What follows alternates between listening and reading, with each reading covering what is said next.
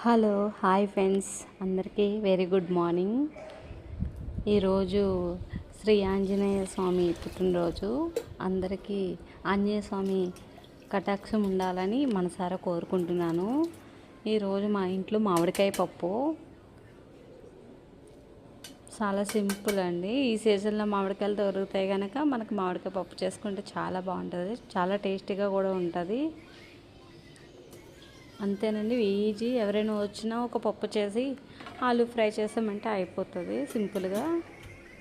అంతేనండి, ఒక 3 విజిల్లు రానిచ్చి పోపు పెట్టడమే. చాలా ఈజీ మామిడికాయ పప్పు.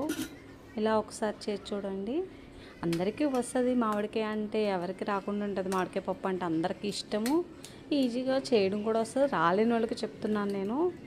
ఒక్కసారి ఇలా చేసి చూడండి, నచ్చితే లైక్ చేయండి, ఫాలో అవ్వండి ఫ్రెండ్స్ ప్లీజ్. చూడండి, ఇవాళ అందరూ టెంపుల్కి వెళ్ళారా? ఆంజనేయ స్వామి అంత మనకి బలం కావాలి, ఎక్కువ మనం స్ట్రాంగ్గా అవ్వాలి కదా,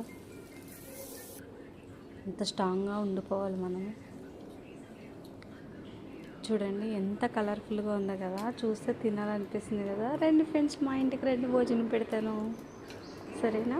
వడియాలు వేపుతాను, వడియాలు మామిడికాయ పప్పు. ఇంతకంటే మనకి ఏం కావాలి ఫ్రెండ్స్?